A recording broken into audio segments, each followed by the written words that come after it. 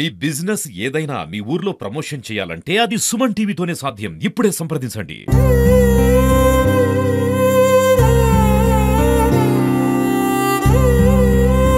ఇది 4 రోజులు 3 రోజులు బతికిండు, చచ్చిపోయిండు. చచ్చిపోయిన తర్వాత మా కోడలు పెనుగు నీడు వేసిర్రు. మా కోడలు దండను ఉరికింది, పాత్రలో వచ్చింది, ఆయనతో మందు తాగింది.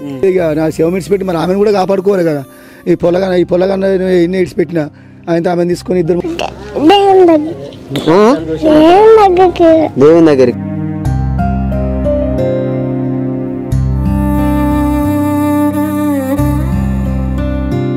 సరే. మరి చచ్చిపోయినాక ఇప్పుడు 2 సేవలు ఒక్కసారి ఎట్లా ఒక్క శవం చేయరు. అది ఈ శవమా ఆ శవమా ఎట్లా ఒక 2 పనులు అవుతాయి అని ఆ శవం తీసుకొని వచ్చి ఇద్దరిని ఒక్కటేసారి 2 కష్టం చేసి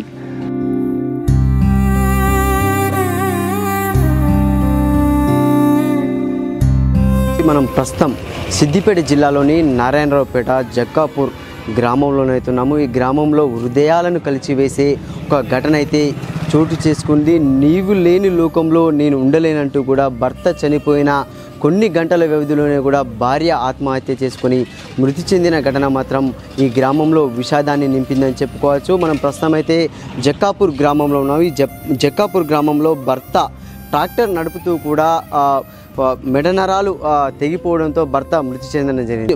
భర్త మృతి చెందడంతో గంటల వ్యవధిలోనే కూడా భార్య ఆత్మహత్య చేసుకున్న ఘటన మాత్రం చాలా విషాదం అని చెప్పుకోవచ్చు. వాళ్ళకు మాత్రం చిన్న పిల్లలు ఉన్నారు. కొబ్బరి చెట్టు మహేందర్ అనే వ్యక్తి కూడా ట్రాక్టర్ నడుపుకుంటూ జీవనాన్ని కొనసాగించుకునేవాడు. అందరితో ఎంతో మంచిగా ఉన్నటువంటి మహేందర్ అకాల మరణం మాత్రం అందరినీ కలిచివేసింది. దాంతోపాటు వాళ్ళ భార్య కూడా క్రిమి సంహారక మందు తాగి ఆత్మహత్య చేసుకుంది. వాళ్ళ ఇంటి వద్దకైతే మనం చేరుకుందాం. అసలు ఏం జరిగింది, వాళ్ళ కుటుంబంలో ఇంత పెద్ద విషాదం జరగడానికి కారణం ఏంటనేది కూడా మనం తెలుసుకునే ప్రయత్నం అయితే చేద్దాం. ఇక్కడ ఘటన చూస్తే మాత్రం ఒక హృదయాలను కలిచివేసే విధంగా ఉంది. వాళ్ళ ఇక్కడ చూడండి విజువల్స్లో వెళ్ళే అబ్బాయి అయితే వాళ్ళ చిన్న కుమారుడు దాదాపుగా 4 సంవత్సరాలు ఉంటాయి. అసలు ఏం జరిగింది, అసలు మా తల్లి మా తండ్రి ఎటుపోయారని చెప్పి కూడా అడుగుతుంటే మాత్రం ఒక్కొక్కరి కళ్ళల్లో మాత్రం నీళ్లు తిరుగుతున్నాయి. గ్రామస్తులంతా కూడా ఒక గ్రామంలోనే ఒక విషాదాన్ని నింపిందని చెప్పుకోవచ్చు. అసలు వాళ్ళ మృతి చెందినటువంటి మహేందర్ వాళ్ళ అమ్మ అయితే ఉన్నారు. అసలు ఏం జరిగింది అనేది కూడా మనము అడిగి తెలుసుకుందాము. అమ్మ అసలు ఏమైంది, మీ కొడుకు ఏం పని చేసేది? మా కొడుకు మట్టి కొట్ట పోయిండు. మట్టి కొట్ట పడితే బండి ఖరాబ్ అయింది. బండి మంచిగా చేసుకున్నాడు. మంచిగా చేసుకుంటే పైపు వలిగిపోయింది. పైపు వలిగిపోతే కాసింగ్ పోయి తెచ్చుకున్నాడు. తెచ్చుకున్నాక బండి 4 ట్రిప్పులు కొట్టిండు.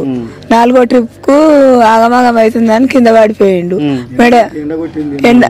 మెడనరాలు ఇరిగిపోయినాయని డాక్టర్ చెప్పిండు. 100,000 మందిలో ఒక్కనికి వస్తుంది బీమారి అని డాక్టర్ చెప్పిండు. మీ అదృష్టం ఉంటే బతాడు, లేకుంటే లేదు అన్నాడు. అంతే అయింది. 4 రోజులు 3 రోజులు బతికిండు, చచ్చిపోయిండు. చచ్చిపోయిన తర్వాత మా కోడలు పెనుగు నీడు వేసిర్రు. మా కోడలు దండను ఉరికింది, పాత్రలో వచ్చింది, ఆయనతో మందు తాగింది.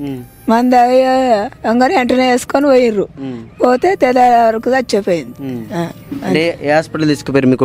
గవర్నమెంట్ తీసుకుపోతే పట్టలే, మళ్ళా ప్రైవేట్ లో తీసుకుపోయారు. ప్రైవేట్ లో పట్టిర్రు. పట్టితే బతుదేమని మేము ఆశపడ్డాం, బతకలే ఇక అంతే. ఎందుకు మరి అసలు ఆమె ఎందుకు ఆత్మహత్య చేసుకోవడానికి కారణం ఏంటంటే మీ కొడుకు చనిపోయిన తర్వాత చచ్చిపోయినాక ఆమె బతకనని తలుసుకుందట. నేను అట్లా కూడా చెప్పిందట వాళ్ళ అమ్మతో కూడా. వాళ్ళు ఎంత బతలైనా గానీ అది నేను చేసే ప్రయత్నం చేస్తాను, నా మొగలని బతక అన్నదట. ఎట్లా ఉండేది అంటే మామూలుగా వాళ్ళు పెళ్ళైన కానీ వాళ్ళ పెళ్లి మీరు చేసిరు కదా అప్పటి సంది, కానీ ఇప్పుడు చనిపోయే వరకు వాళ్ళు ఎట్లా ఉండేది వాళ్ళ దాంపత్యం? వాళ్ళు మస్తు మంచిగా కూడా ఉన్నారు. వాడు దాగత్తే తిట్టినా వాడు సప్పుడు చేయలే, మంచిగా కూడా ఉన్నాడు. ఒక దెబ్బ కూడా దాన్ని కొట్టలే. పిల్లల్ని కూడా ఒక షడాన్ని దెబ్బ కొట్టుకోలే. ఎంతమంది పిల్లలు? 2 పిల్లలు. ఒక పిల్లగాడు చచ్చిపోయిండు మధ్యలో. 3 అయితే ఇప్పుడు 2 ఉన్నారు. అంతే సంగతి. అంటే ఇప్పుడు వీళ్ళ పరిస్థితి ఏంది మరి? పిల్లల పరిస్థితి దేవుడు ఉన్నాడు, నేను మేమే ఉన్నాం. వాళ్ళ మామయ్య తోలుకపోతే కొన్ని రోజులు పోతారు, లేకుంటే మేమే చదువుకుంటాం. అంత తప్పించిగా మాకు ఎవరు లేరు. ఇంకా వాళ్ళ నాన్న కూడా ఉన్నాడు. ఏం జరిగింది అనేది తెలుసుకుందాము. అంటే అసలు ఏమైంది, మీ కొడుకు ఏమైంది, ఎట్లా ఉండేవాడు రోజు? అంటే ఆ రోజు ఏం పనికి వెళ్ళాడు? రోజు మాకు ట్రాక్టర్ ఉంది సొంతము, ట్రాక్టర్ నడిపించుకున్నాం. ఆ రోజు ఏమైందంటే మట్టి కొట్టే వంత వచ్చింది అన్నట్టు. ఆ మట్టి కొట్టే వంత వస్తే అంత కొట్టిండు. తెల్లంద ఆ ఎండ పొద్దాక కొట్టిండు. భారీగా ఎండ కొట్టింది వాస్తవానికి. ఆ ఎండ కొట్టా లేకపోతే వానికి ఎప్పటిస్తుంది ఏమన్నా లోపల నరాలు వీక్ అవుతున్నాయా తెలియదు. అంతకుముందుకైతే ఏ నొప్పి లేదు, ఏ జ్వరము లేదు, ఏ గోరి లేదు. సడన్గా ఆయన కొట్టంగానే బండి మీదకై కొంచెం జారి కింద పడి ఆయన అట్లా సొమ్మసిల్లినట్టు అయినట్టు ఎంబడే స్పాట్లో కరీంనగర్ హాస్పిటల్ వేసుకపోయినాం. సిద్దిపేట పోనీ కరీంనగర్ హాస్పిటల్ వేసుకపోయినాక సారు పట్ట ఇది అంటే బతిలాడితే పట్టుకున్నాడు. సాధ్యమైనంత వరకు చేస్తాము, దేవుడు ఉన్నాడు మీ అంత లాంటి బాగుపడితే మంచిగానే అవుతుంది, లేకపోతే కాకపోవచ్చు, మమ్మల్ని మాత్రం ఇబ్బంది చేయొద్దంటే ఆయన సరే సార్ అని ఒప్పుకున్నాం. 3 రోజులు ఉన్నాం హాస్పిటల్లో. ట్రీట్మెంట్ చేసిర్రు. ఆయన చేయంగా ఒకనాడు సాయంత్రం పూట ఆయన చచ్చిపోయాడు. చచ్చిపోతే ఎంబడే ఆ అంబులెన్స్ తీసుకొని మా అల్లుళ్ళు మేము మా బిడ్డలు అందరు కలిసి అక్కడ చూడడానికి వచ్చారు అన్నట్టు. ఆయన గిన్నే మేము ఇక్కడ శవం ఇక్కడ తీస్తున్నాము. మా కోడలు అనేది ఆయన దండన ఉరికింది. అయితే మాకు తెలియదు సార్, మా ఆ కొడుకే చచ్చిపోయిన కొడుకే ఇంట్లో గడ్డి మందు డబ్బా మాకు వ్యవసాయం ఉంది కదా బావి కాడ కొడతా అని ఇంట్లో పెట్టినట్టున్నాడు.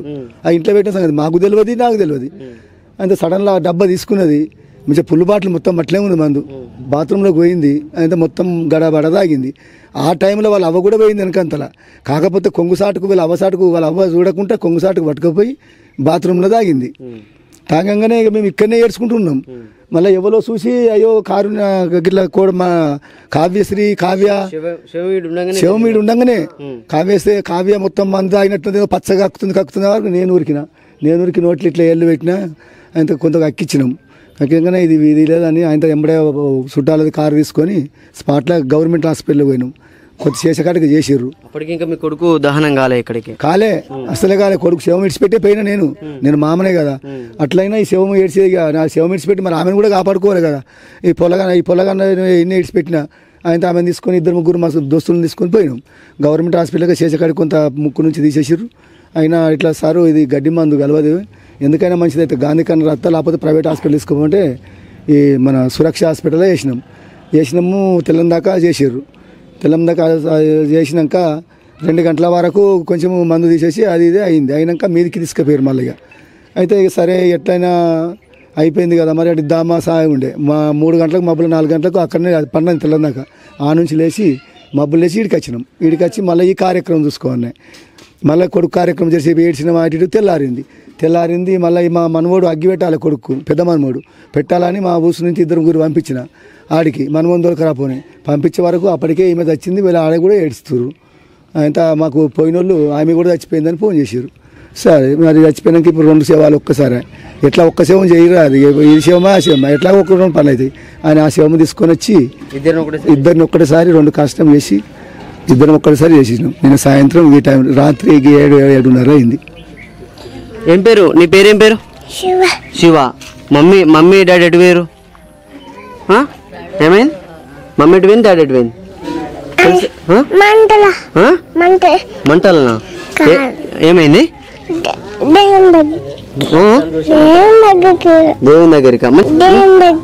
దేవుని దగ్గరికి వేరా? చూడండి, అతనికి అన్యం పుణ్యం అసలు ఏం తెలియదు, కానీ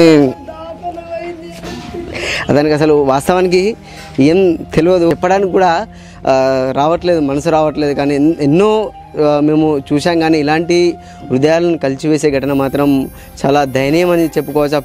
బాబు కూడా చెప్పడానికి మా అమ్మ నాన్న దేవుడి దగ్గరికి వెళ్ళారు, అసలు ఏం జరిగిందనే విషయం కూడా ఆ మనసుకు తెలియదు. కానీ ఎవరైనా దాతలు ఉంటే మాత్రం ఖచ్చితంగా ఆ పిల్లవాళ్ళ చదువుల కోసం కూడా ముందడికి రావాలని కూడా మా సుమన్ టీవీ తరఫున మేము కోరుతున్నాం. కెమెరామెన్ శేఖర్తో సతీష్, సుమన్ టీవీ, సిద్దిపేట.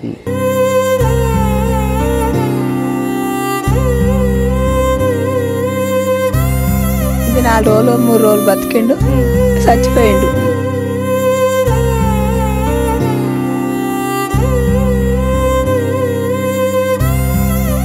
సార్